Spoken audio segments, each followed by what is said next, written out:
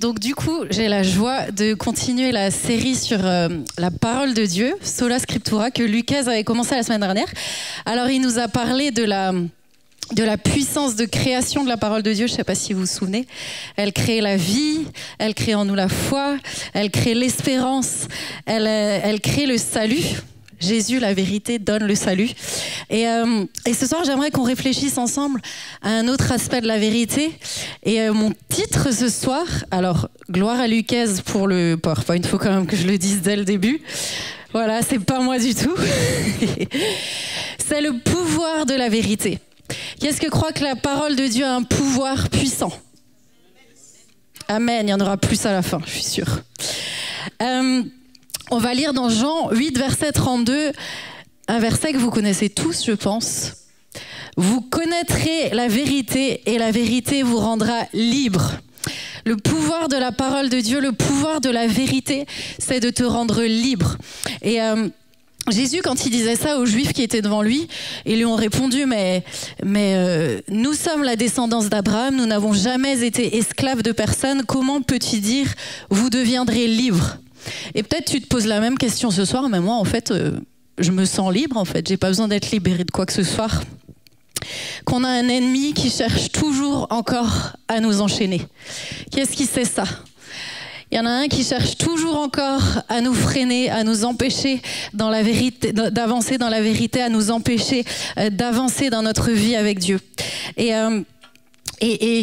Et on va parler ensemble dans une première partie de l'origine du mensonge, parce que ce dont la vérité te libère, c'est du mensonge. Et celui qui est l'ennemi de nos âmes, qui cherche à nous détruire, qui cherche à nous dérober notre foi, qui cherche à nous ralentir, c'est celui qui vient sans cesse essayer de te mentir, essayer de semer le doute dans ta vie, le mensonge, pour que tu t'éloignes de la vérité. Et on va prendre un exemple dans la Bible que vous connaissez bien, normalement. Dans Genèse, chapitre 2, versets 15 à 18, et le verset 25. « L'Éternel Dieu prit l'homme et le plaça dans le jardin d'Éden pour qu'il le cultive et le garde. L'Éternel Dieu donna cet ordre à l'homme. Tu pourras manger les fruits de tous les arbres du jardin, mais tu ne mangeras pas le fruit de l'arbre de la connaissance du bien et du mal, car le jour où tu en mangeras, tu mourras, c'est certain. L'Éternel Dieu dit, il n'est pas bon que l'homme soit seul, je lui ferai une aide qui soit son vis-à-vis. Et au verset 25, l'homme et sa femme étaient tous les deux nus et ils n'en avaient pas honte. Donc voilà, qu'est-ce que Dieu dit ? Vous pouvez manger de tous les arbres du jardin, mais vous ne mangerez pas de l'arbre de la connaissance du bien et du mal. Ok? Vous connaissez cette histoire? La plupart. Maintenant, qu'est-ce que vient lui dire le diable? Genèse 3, versets 1 à 6. Le serpent était le plus rusé de tous les animaux sauvages que l'Éternel Dieu avait fait. Il dit à la femme, Dieu a-t-il vraiment dit, vous ne mangerez aucun des fruits des arbres du jardin? La femme répondit au serpent, « Nous mangeons du fruit des arbres du jardin. Cependant, en ce qui concerne le fruit de l'arbre qui est au milieu du jardin, Dieu a dit, vous n'en mangerez pas et vous n'y toucherez pas, sinon vous mourrez. » Le serpent dit alors à la femme, « Vous ne mourrez absolument pas. Mais Dieu sait que le jour où vous en mangerez, vos yeux s'ouvriront et vous serez comme Dieu. Vous connaîtrez le bien et le mal. » La femme vit que l'arbre était porteur de fruits bons à manger, agréable à regarder et précieux pour ouvrir l'intelligence. Elle prit de son fruit et en mangea, et elle en donna aussi à son mari qui était avec elle, et il en mangea. C'est quoi la technique du diable? C'est de venir te poser la question, mais est-ce que Dieu a vraiment dit? Dieu a-t-il vraiment dit que si tu flirtes avec ta copine et que tu dépasses certaines limites, c'est un péché? Est-ce que Dieu a vraiment dit que si tu triches un peu pour réussir, c'est un péché? Est-ce que Dieu a vraiment dit qu'il t'aime? Est-ce que Dieu a vraiment dit qu'il t'a pardonné? Le diable, il va venir sans cesse te poser cette question pour te faire douter de la vérité. Et mon ami, c'est à ce moment-là que tu as besoin de savoir ce que Dieu a dit. Parce que si tu ne sais pas, tu ne résisteras pas. Tu ne seras pas mieux que Ève. Ève, elle n'était pas là quand Dieu a dit. Elle n'avait pas encore été créée. Parce que c'est seulement au verset 18 que Dieu dit « Il n'est pas bon que l'homme soit seul ». C'est avant qu'il avait dit à Adam « Tu mangeras de tous les fruits du jardin, sauf celui de la connaissance du bien et du mal ». Donc, elle a entendu ce que quelqu'un lui a répété. Et ça n'a pas suffi. En fait, ça n'a largement pas suffi parce qu'on connaît la fin de l'histoire. Et toi, tu as besoin de savoir ce que Dieu te dit à toi. Tu n'as pas besoin d'écouter 10 000 prédications, d'écouter ce que d'autres ont entendu de la part de Dieu. C'est bien les prédications, mais ça ne va pas te suffire parce que le diable, il va chercher à détruire ta foi, il va chercher à détruire ta vie et tu résisteras pas si tu lis juste le verset du jour qui passe sur TikTok. Ça suffira largement pas. On a un ennemi qui est sérieux. Et toi, tu as besoin d'être sérieux dans la parole de Dieu, sinon tu vas tomber, je suis désolée. On est en train de parler de faire des colonnes dans l'église. On est en train de parler de devenir des chrétiens qui soient des colonnes dans l'église. C'est pas des chrétiens qui se suffisent de quelques lignes toutes les semaines ou d'une prédication toutes les semaines. Ça m'énerve en fait. Pardon. Je suis un peu... Mais c'est sérieux parce que lui, il se déchaîne en fait. Il en a tellement rien à faire de nous. L'ennemi de nos âmes, il en a rien à faire. Il va tout faire pour détruire et te faire douter. Et tu sais ce qu'il fait encore ? C'est que lui, il vient, il tord la vérité. Si tu regardes le passage... Au verset 16, Dieu dit « Tu pourras manger les fruits de tous les arbres du jardin, mais tu ne mangeras pas le fruit de l'arbre de la connaissance du bien et du mal. » Le diable, qu'est-ce qu'il dit ? Dieu a-t-il vraiment dit « Vous ne mangerez aucun des fruits des arbres du jardin ?» Tu vois la différence ? Dieu dit « Vous pourrez manger de tous les fruits des arbres du jardin. » Et le diable lui dit « Est-ce qu'il a vraiment dit « Vous pouvez manger aucun des fruits ?» C'est un mot la différence en fait. Un seul mot. Et c'est le mot qui a fait toute la différence. Et j'ai envie de te dire, le diable, il connaît la vérité. Il y a plein, et on sait quand il vient tenter Jésus dans le désert, il connaît la parole de Dieu, je pense, mieux que beaucoup d'entre nous. Et il vient pour la tordre et t'emmener à douter ou à croire un mensonge. Tu vois, parce que un peu de mensonge dans la vérité, eh ben, c'est plus la vérité. Y a un mot qui est à la mode en ce moment, c'est la tolérance. C'est bien la tolérance. Moi, je préfère parler de respect parce qu'au nom de la tolérance, on dit des choses des fois qui sont tellement fausses. Tu vois, il y en a qui disent Dieu est amour, oui, donc il aime tout le monde, oui, donc il accepte tout le monde. Mais moi, j'ai envie de te dire, Dieu est amour, oui, c'est écrit qu'il est amour. Est-ce que Dieu aime tout le monde ? Oui, il aime tout le monde et il veut que tous soient sauvés. Est-ce qu'il accepte tout le monde ? Non. Il ne peut pas accepter quelqu'un qui vit dans le péché. Il ne peut pas accepter quelqu'un qui délibérément choisit de continuer à vivre dans le péché. Il accepte celui qui désobéit, mais qui se repent sincèrement, qui se repent pour ne pas retourner dans le péché. Il accepte celui qui vient repentant. Et si tu connais la vérité, si tu connais la parole de Dieu, ça tu le sais, parce que quand tu connais Dieu, tu sais combien il est saint. Quand tu lis la parole de Dieu, tu sais que c'est un Dieu rempli d'amour, mais un Dieu de sainteté qui ne peut absolument pas cohabiter avec le péché. Il ne le supporte pas, c'est pas sa nature. Donc ceux qui viennent te dire Dieu est amour, Dieu t'aime, il va tout accepter, c'est du mytho. C'est le diable en fait qui vient te dire ça parce que lui, il veut pas que tu te repentes et que tu sois pardonné de tes péchés. Vous voyez comment il agit ? En fait, c'est lui qui m'énerve. Ça m'énerve parce qu'il te fait croire à des illusions en fait. Il peut te faire croire, mais si, dans la globalité, tu vis, t'es carré, tu viens à l'église, tu vas au perchoir, tu sers, un petit peu de compromis par-ci, un petit peu de compromis par-là, c'est pas grave. Mais c'est comme ce qu'il a fait avec Ève, il a pris la vérité et il a mis un peu de mensonge dedans, ça a fait foirer toute l'histoire de l'humanité, je suis désolée. Et on a besoin d'être vigilants. Tu sais, la Bible, elle dit que la nuit, nos âmes, ils se déguisent en anges de lumière.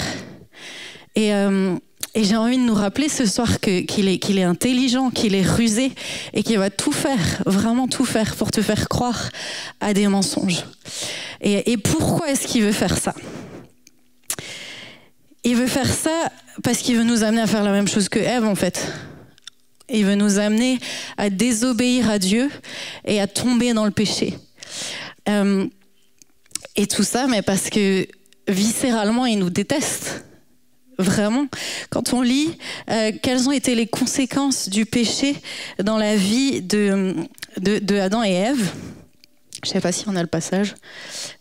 Du coup, c'est Genèse 3, verset 8.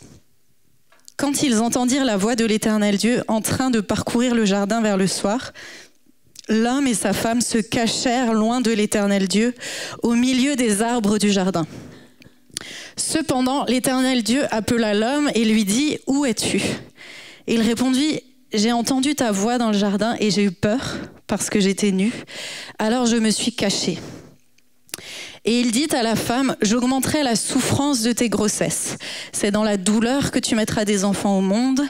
Et au verset 17, il dit à l'homme, puisque tu n'as pas écouté ta femme et mangé du fruit au sujet duquel je t'avais donné cet ordre, tu n'en mangeras pas, le sol est maudit à cause de toi. C'est avec peine que tu en tireras ta nourriture tous les jours de ta vie. L'Éternel Dieu dit, voilà que l'homme est devenu comme l'un de nous pour la connaissance du bien et du mal. Maintenant, empêchons-le de tendre la main et de prendre aussi du fruit de l'arbre de vie.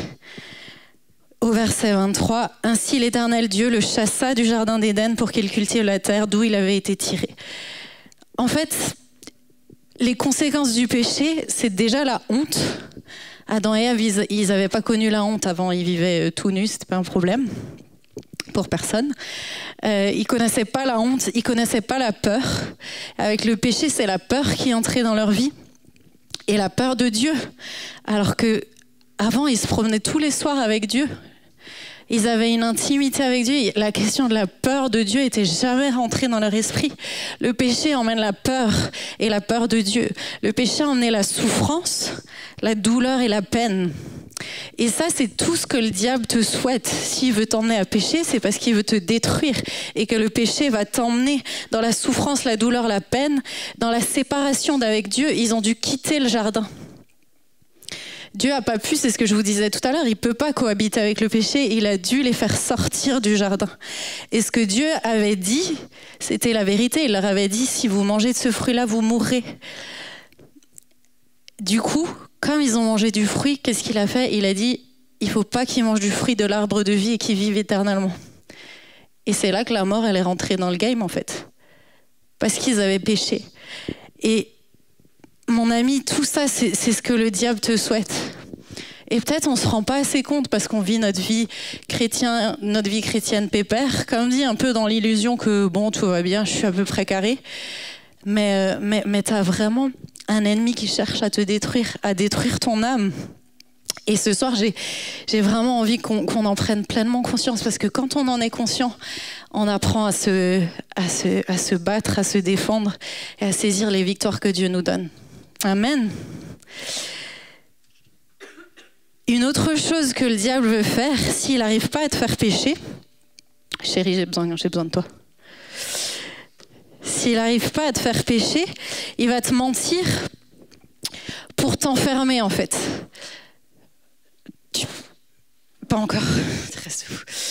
Il va te mentir pour t'enfermer, parce que il y en a certains, voilà, on aime le Seigneur, on connaît la parole de Dieu, on sait que pécher, ça va nous éloigner de lui, et le diable, il n'arrivera pas à nous faire tomber dans le péché comme ça facilement. Mais par contre, il va essayer de semer le doute et le mensonge dans ton esprit pour t'enfermer dans des faux raisonnements. Dans des faux raisonnements qui ne te permettront pas d'être pleinement la personne que Dieu veut que tu sois. Des faux raisonnements qui t'empêcheront de vivre la vie pleine que Dieu a pour toi. La Bible dit que celui que le Fils a franchi est réellement libre.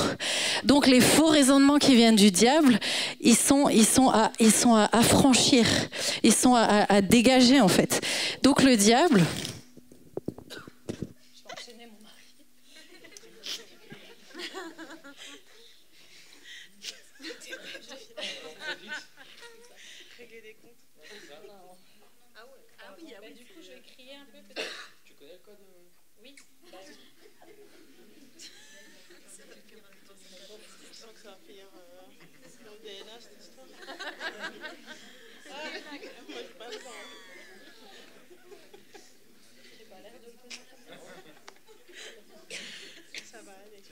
C'est bien de le tester avant. J'avais testé. Oh.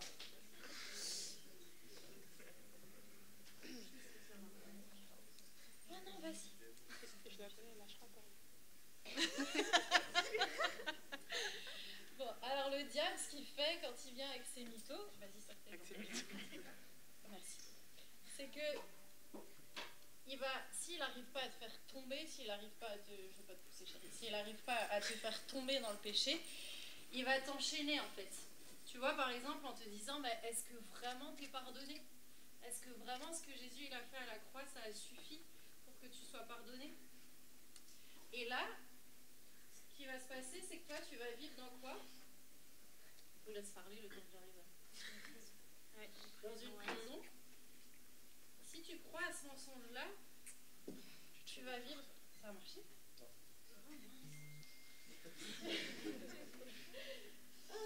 Tu vas vivre dans la culpabilité, en fait. Et la culpabilité, ça va être une prison dans ta vie.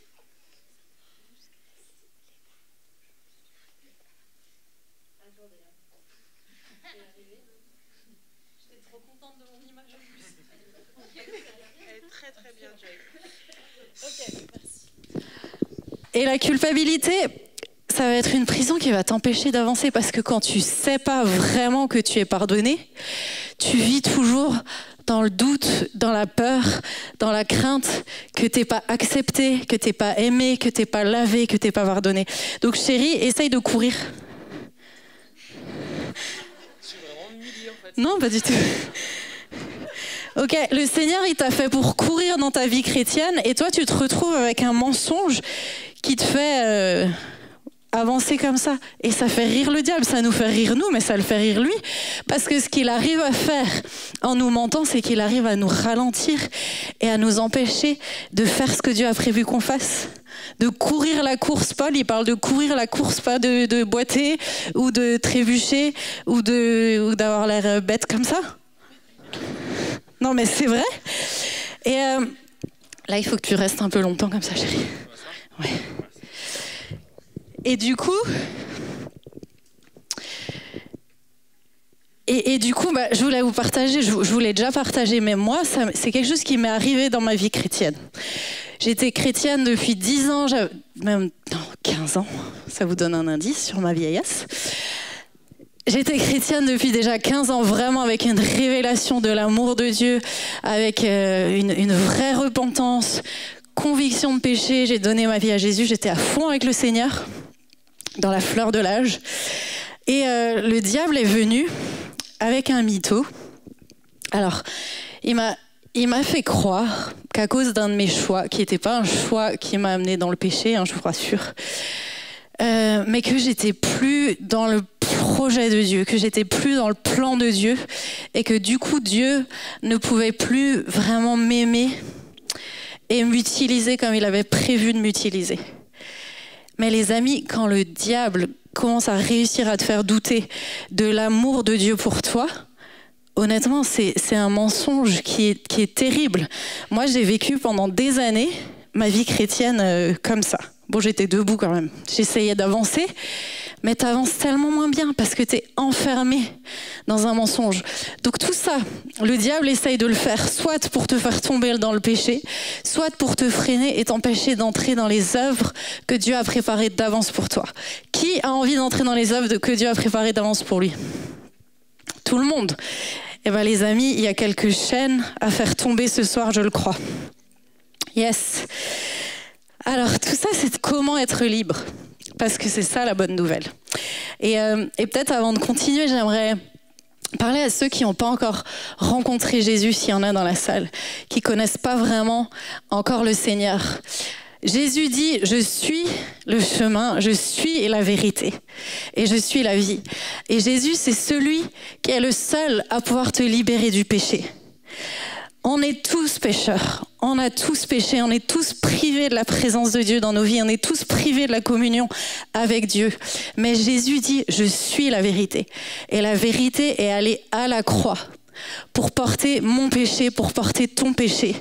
Et c'est la vérité, Jésus-Christ, qui peut te libérer de ton péché. C'est la seule, et c'est le seul. Et si t'es chrétien et que tu sais, t'es dans le mal, t'es en train de vivre quelque chose, t'es en train de vivre une vie de compromis, de péché, ce soir, tu sais, si tu reviens à lui, repentant, Il te libère du péché. Parce que tout ce qu'il veut, c'est restaurer cette communion qui était là avec Dieu au commencement. Et ça, c'est la meilleure des nouvelles. C'est la meilleure des nouvelles que Jésus, la vérité, te libère du péché. Yes? Amen. Merci, chérie. Maintenant, comment est-ce que la vérité nous libère du mensonge? La Bible dit dans le psaume 119, verset 105, « Ta parole est une lampe à mes pieds et une lumière sur mon sentier. » Quand tu connais la parole de Dieu, elle vient éclairer ta pensée. On vit dans un monde où le diable, où la société nous balance des mensonges à longueur de journée. Je veux dire, aujourd'hui, c'est un truc de fou. La société dans laquelle on vit, c'est vraiment le mal appelé bien et le bien appelé mal. Et nous, on a besoin de savoir, Seigneur, c'est quoi la vérité? Comment je dirige ma vie? Comment je marche? Comment je sais quelle est la bonne décision à prendre? Comment je marche avec assurance? Et la parole de Dieu, elle vient pour éclairer ta pensée. Elle vient pour te montrer ce qui est bon, ce qui est mauvais devant Dieu, ce qui est juste, ce qui est faux. Et tu sais, je crois que parfois dans nos vies, j'en entends parfois qui sont en mode « ouais, je galère avec tel péché, je galère avec telle difficulté. » Et j'ai l'impression que les gens, ils sont dans le combat tout le temps, tu vois ? Alors qu'en fait, parfois, il suffit de s'approcher de la vérité pour s'éloigner du mensonge. Si tu passais un peu plus de temps dans la vérité, le mensonge, il se dissiperait de lui-même. Je vais citer une phrase d'une série dont je ne citerai pas le nom. Ah mais cette phrase.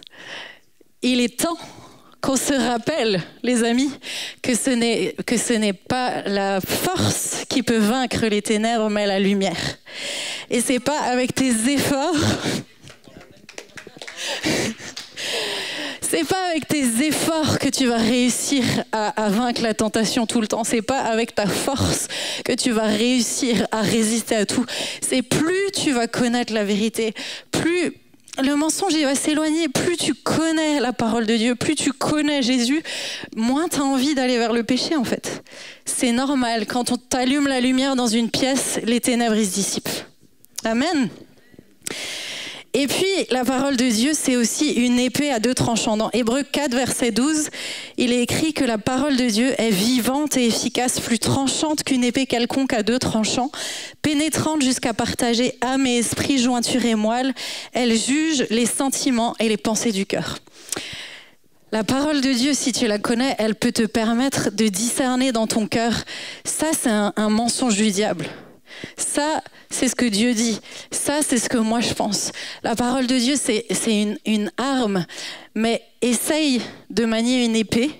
Si tu t'es jamais entraîné, je pense qu'on va avoir des blessés parmi nous.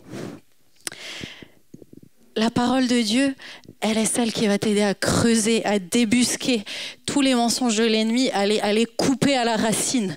Mais pour ça, il te faut la connaître. Le verset qu'on a lu au début, dans Jean 8, verset 32, c'est « Si vous demeurez dans ma parole, vous êtes vraiment mes disciples. Vous connaîtrez la vérité et la vérité vous rendra libre. » Le verbe « connaître » ici, c'est ginosko. Ça veut dire apprendre à connaître, venir à la connaissance, percevoir, sentir. Et tu vois, il y a une différence entre savoir et connaître. Vous êtes d'accord avec moi? Des choses, tu les sais dans ta tête, et des choses, tu les sais au fond de toi, tu les connais au fond de toi. Moi, je sais qui est Tom Cruise. Qu'est-ce qui sait qui est Tom Cruise? Oh, pas beaucoup, hein. Parce que personne lève la main, je crois que c'est parce que je suis vieille ou... Oh, qui sait qui est Tom Cruise? Ok. Je sais qui est Tom Cruise, mais je connais Pierre. Wow. Je suis désolée. Oh. Mais non, mais... La différence... Oh. Et je connais Pierre. La différence, c'est que... Pierre, je passe du temps avec lui. Je suis mariée depuis 7 ans avec lui. Voilà. On va avoir un 3e bébé, j'en profite pour vous le glisser. Ouais, ça se voit. Et je suis essoufflée, c'est ça. Je me suis dit, je leur dis avant que si je suis essoufflée, c'est parce que... Mais j'avais pas vraiment prévu de vous le dire. Bon, en tout cas, voilà. Merci. Et donc, Pierre, je le connais parce que je passe du temps avec lui. Je sais ce qu'il aime, je sais ce qu'il aime pas, je sais ce qui l'énerve. Du coup, je sais comment l'énerver. Je sais ce qui lui fait de la peine. Je sais ce qui l'encourage. Je sais parce que je passe du temps avec lui.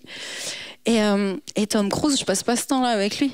Et en fait, du coup, je m'en fous même de ce qu'il aime et ce qu'il aime pas. Et les amis, c'est ça, c'est la même chose avec la parole de Dieu. Tu peux savoir parce qu'on t'a dit, tu peux savoir parce que tu as vite fait lu sa parole pour aujourd'hui, ou tu peux connaître. Et connaître, ça implique de passer du temps. Le verbe demeurer, là, c'est méno, ça veut dire s'attarder, ne pas partir, continuer à être. Et on a besoin continuellement de se nourrir de la parole de Dieu, de la méditer. Les amis, c'est ce que je vous disais tout à l'heure, c'est pas un jeu en fait. T'as un ennemi en face de toi qui lui cherche à te dégommer tout le temps. Donc si tu demeures pas dans la parole de Dieu, si tu creuses pas la parole de Dieu, tu tiendras pas. Franchement, je suis pas prophète, mais je te le dis, tu tiendras pas. Enfin, je dis pas que je suis pas prophète, j'en sais rien, mais pas dire des mauvaises choses sur moi. En tout cas, tu as besoin de passer du temps dans la parole de Dieu. Et alors, tu pourras l'utiliser comme cette épée, tu vois. Je vous donne un exemple. Cet été, c'est un peu perso, mais cet été, j'ai eu un moment, j'imagine que vous en avez aussi, un moment vraiment avec des pensées négatives, mais très négatives sur moi-même. Et je me connais. Si je laisse ces pensées arriver, ça peut vite être un cercle vicieux qui va m'emmener dans le down. Ok, ça a été quoi mon réflexe? Est-ce que je suis allée voir un film à l'eau de rose pour me faire pleurer encore plus? Non. Est-ce que j'ai écouté de la musique mélancolique pour épancher mon âme? Non. Je dis pas que ça m'est jamais arrivé de le faire, mais cette fois-ci, j'ai eu le bon réflexe. Non, le réflexe, parce que là, c'est pour vous dire comment on fait après. Hein. Le réflexe, c'est de dire, bon Seigneur, il faut que je sorte de ce cercle vicieux. Qu'est-ce que je fais? J'ouvre ma Bible. J'ouvre ma Bible et je tombe sur quoi? Psaume 42, verset 6. « Pourquoi t'as battu mon âme et gémis-tu au-dedans de moi ?» Ok, Seigneur. Je vais vous le lire. « Espère en Dieu, car je le louerai encore. Il est mon salut et mon Dieu. » Tu vois, quand tu es dans ce cercle vicieux-là et que maintenant tu relèves ta tête, je le louerai encore. Ok, je vais me mettre à louer Dieu et je vous promets que après ça, ma perspective, elle a complètement changé. Et les mensonges du diable, les pensées négatives du diable, elles ont dégagé en fait. Mais tu as besoin de te tourner vers la vérité. Tu as besoin de t'en nourrir continuellement. Et quand ces pensées-là viennent, de dire maintenant, stop, dégage en fait. Je vais me tourner vers la vérité. Et je crois qu'il y a des mensonges dans nos vies qu'on a vraiment besoin de déterrer parce qu'ils nous amènent à être comme... pas comme Pierre dans la vraie vie, mais comme Pierre là, enchaîné et pas capable d'avancer. Tu vois, quand le diable vient te dire, déjà, Dieu a-t-il réellement dit que tu es pécheur? J'entends des gens me dire, mais moi, je fais de mal à personne, je suis plutôt sympa, j'essaye de rendre service aux gens. La Bible, qu'est-ce qu'elle dit? Romains 3, verset 23, « Oui, tu es pécheur, car tous ont péché et sont privés de la gloire de Dieu. » Et ils sont gratuitement justifiés par sa grâce, par le moyen de la rédemption qui est en Jésus-Christ. Si tu n'y crois pas vraiment, tu ne pourras jamais venir repentant devant Dieu et tu ne pourras jamais être pardonné. Et ça, c'est le but du diable, en fait. S'il vient te dire, Dieu a-t-il réellement dit qu'il t'a pardonné? Qu'est-ce que tu fais? Tu ouvres ta Bible. Romains 8, verset 1, « Il n'y a plus de condamnation pour ceux qui sont en Jésus-Christ. » Amen. Et si tu y crois vraiment, tu vivras plus dans la culpabilité. Est-ce que Dieu a vraiment dit que tu as de la valeur? Tu prends ta Bible, Ésaïe 43, verset 4. Tu as du prix à mes yeux, tu es honoré et je t'aime. Et ça, si tu n'y crois pas vraiment, tu vas passer ton temps à chercher à avoir de la valeur aux yeux des autres, à chercher l'amour des autres. C'est pas ce que Dieu veut pour toi. Son amour, il te suffit pour te combler et te remplir. Si le diable vient te dire « Dieu peut-il vraiment m'aimer ?» C'est quoi le bon réflexe? Non mais là les gars, tu prends ta Bible, merci. 8:38, car j'ai l'assurance que ni la mort, ni la vie, ni les anges, ni les dominations, ni les choses présentes, ni les choses à venir, ni les puissances, ni la hauteur, ni la profondeur, ni aucune créature ne pourra nous séparer de l'amour de Dieu manifesté en Jésus-Christ. Amen. Et si ça, t'y crois pas vraiment, tu vas passer ton temps à pas être sécure dans ton identité, dans qui tu es. Est-ce que le diable vient te dire, est-ce que vraiment t'es enfant de Dieu? Tu ouvres ta Bible, Romains 8, verset 15, vous n'avez pas reçu un esprit de servitude pour être encore dans la crainte, la peur de Dieu que l'autre a voulu te coller là. Mais vous avez reçu un esprit d'adoption par lequel nous crions « Abba, Père ». L'Esprit lui-même rend témoignage à notre esprit que nous sommes enfants de Dieu.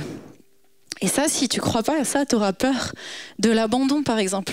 Si tu n'es pas sûr que Dieu t'a vraiment adopté, que Dieu t'a vraiment choisi comme son enfant, tu vas vivre avec ce truc de la peur d'être abandonné tout le temps.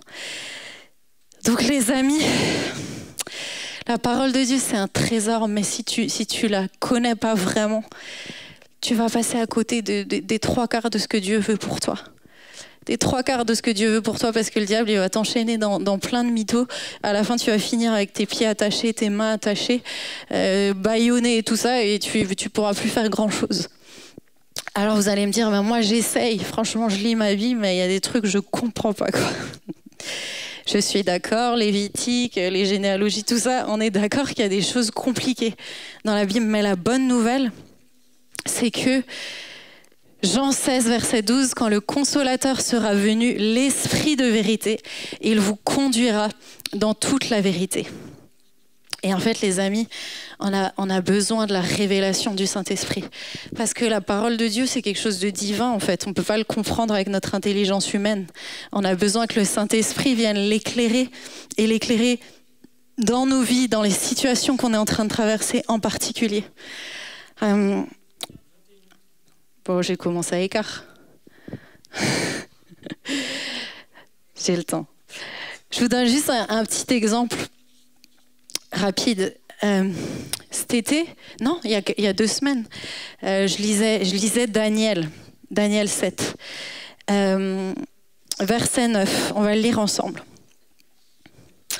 Je regardais pendant que l'on plaçait des trônes et l'ancien des jours s'assit.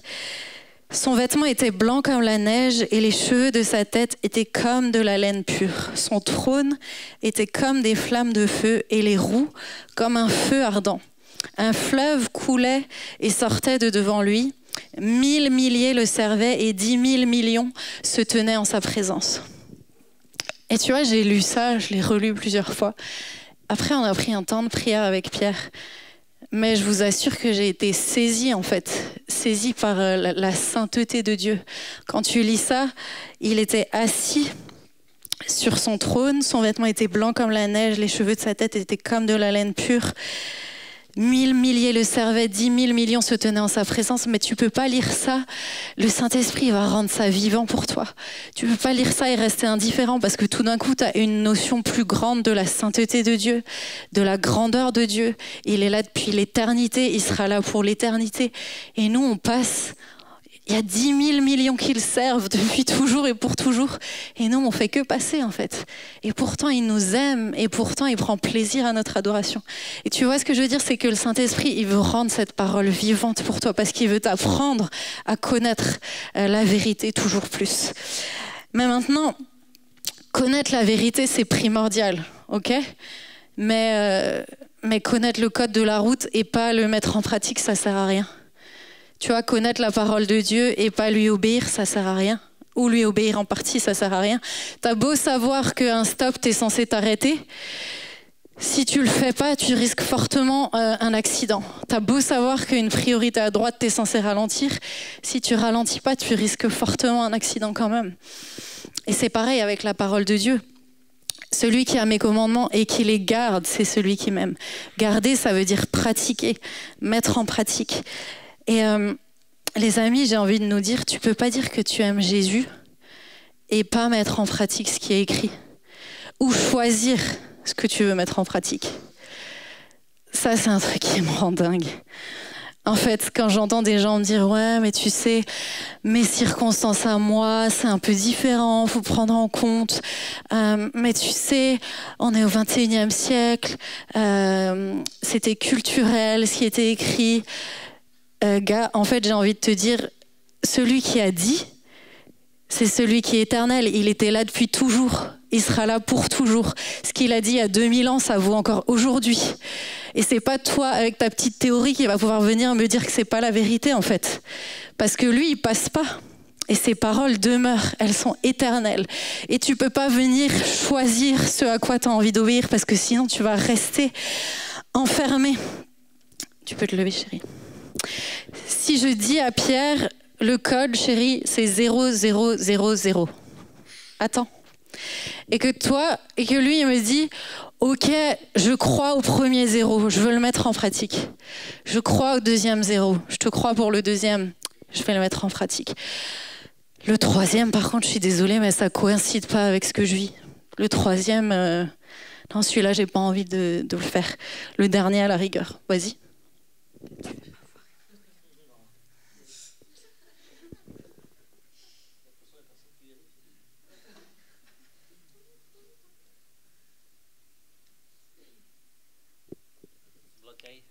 Bah voilà, tu mets 3 bonnes... J'aime trop mon image. Tu mets 3 bonnes réponses sur 4, tu restes bloqué en fait. Tu peux pas choisir une partie de ce à quoi tu veux obéir. Soit tu choisis Jésus entièrement, soit tu laisses tomber. Soit tu choisis d'obéir à la parole de Dieu, soit entièrement, soit tu laisses tomber. Mon grand-père, il me disait souvent, je comprends pas. Les chrétiens, souvent, ils veulent lire entre les lignes, comprendre ce qui est écrit entre les lignes, mais pourquoi ils font pas déjà ce qui est écrit sur les lignes? Mais j'ai envie de te dire, fais ce qui est écrit sur les lignes si tu veux être libre. Non, mais c'est vrai, fais le zéro. Pardon. Les hormones.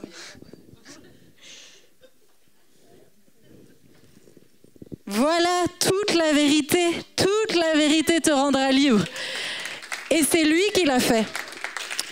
Tu connais toute la vérité, tu mets en pratique toute la vérité, elle te rend libre. Rien que la vérité, toute la vérité, on le dit souvent. Mais les amis, il suffit pas de le dire, il faut le faire. Et je vais quand même venir à ma conclusion, mais si les musiciens veulent s'installer. Ce soir, franchement, c'est avec beaucoup de sérieux que je vous parle, parce que ce que je vous dis depuis le début, c'est qu'il s'agit vraiment d'une question de vivre une vie pleine et d'une question même de survie, parce que l'ennemi de ton âme, il continue tous les jours de venir avec ses mensonges, il continue tous les jours de venir te harceler avec ses doutes, avec ses questionnements. Et il continue de venir tous les jours pour t'enfermer, te faire croire que peut-être t'es pas vraiment encore accepté, que peut-être t'es pas vraiment encore pardonné, ou pour au contraire te faire croire que ouais, t'inquiète, la vie que tu mènes, même s'il y a un peu de compromis, c'est pas grave. Les amis, le pouvoir de la vérité, c'est de te libérer, mais si tu l'acceptes entièrement. Si tu l'acceptes entièrement.